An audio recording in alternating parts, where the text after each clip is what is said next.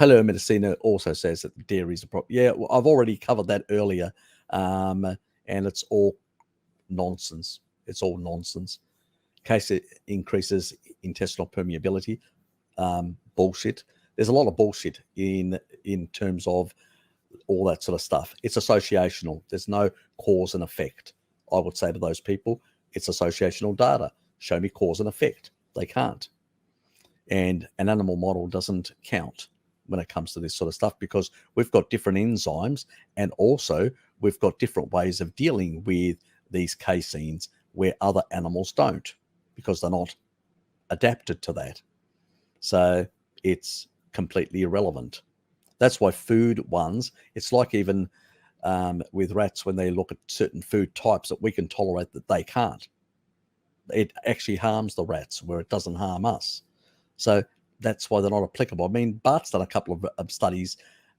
He's shown a couple of studies that are nonsensical, why they make no logic, because our body can deal with palmitate, but rats can't, you know? So why would an experiment with a rat that doesn't have the ability to deal with a certain type of fatty acid, why would that be a problem with us when we have the ability? It's the same thing with casein. So they're all casein rat studies which are irrelevant. And when we look at the most longevity populations in the world, they're all pastoralists. The vegetarians, as Grundy in the video that I did recently of him, 50% of their intake when he was basically in Iloma, in that region doing cardiology training and stuff like that. He was the guy that basically actually said it. They were doing over 50% dairy. That's 50% animal foods. Add meat, add fish, add eggs. It's probably 60 or more. That's not a plant-based diet, you know? And then you're looking at basically the, he said the honest thing. The Sardinians, it's only the mountain people that are pastoralists that live the longest. The same thing with the Icaria. The same thing with down at Costa Rica. I mean, if you exclude the Okinawans that are pig eaters and eat, and calorie restrict 80%, all the others are pastoralists. And these people are telling you that basically these people are unhealthy. They live longer than the Hungarians. So what the hell are they talking about? Oh, God. It's crap, Pascal. Where do I start? I've actually discussed this issue. If you go back and look at my chats, I've got a video that I've done, chats with Bart K, and I actually cover milk and stuff like that. And I actually cover these related issues, and I pull it apart completely. It's all nonsense. The growth hormone. We don't even have the receptors for the growth hormone. Irrelevant.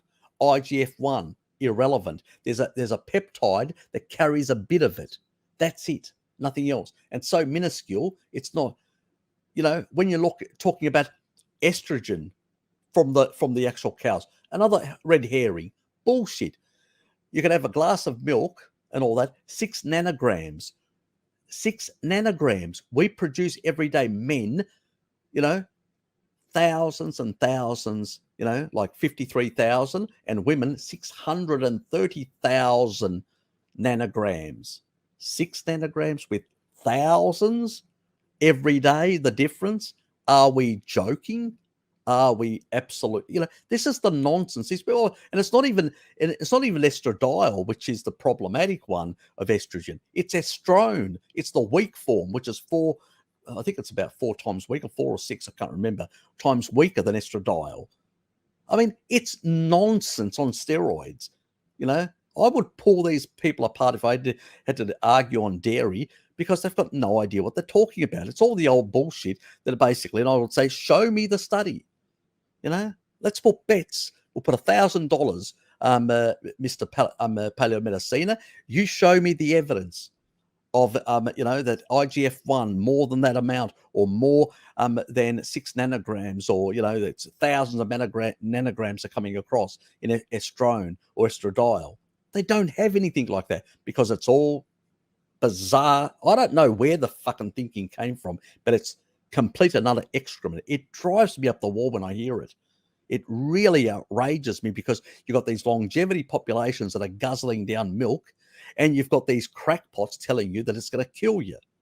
Who am I going to believe? Paleomedicina or those longevity populations? I know who I'll put my money behind. Oh, God. Unless you've got lactose issues and stuff like that, then that's a different issue altogether.